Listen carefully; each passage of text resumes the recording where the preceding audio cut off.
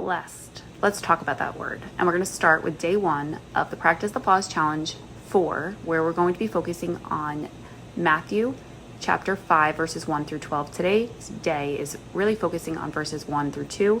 And it says, "One day, as he saw the crowds gathering, Jesus went up to the mountainside and sat down.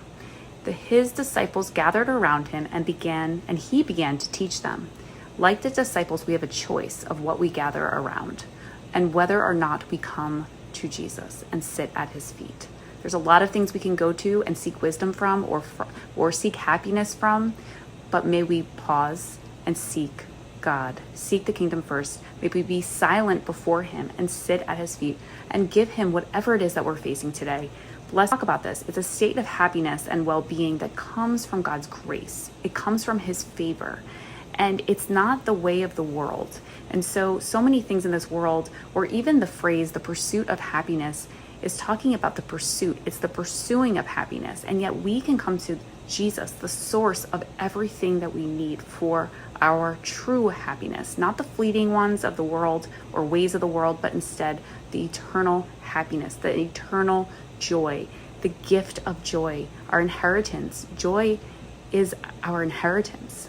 And so sometimes what is good may be before us, but it's not what is for us. It's not from God. We need to pause and ask God, what is the God things versus just the good things, and how to walk in those ways and not be tempted by all the things that come before us. It is through the Beatitudes that Jesus here is sharing the attitude that we are called to have behind our action, our words. It is spiritual over materialism, and it is despite whatever the world promotes.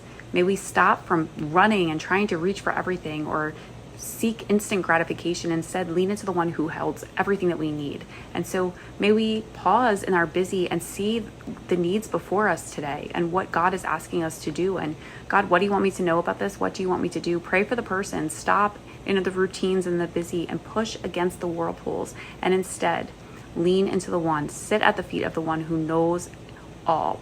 We have this choice. We can pursue the fleeting happiness or we can pursue Jesus.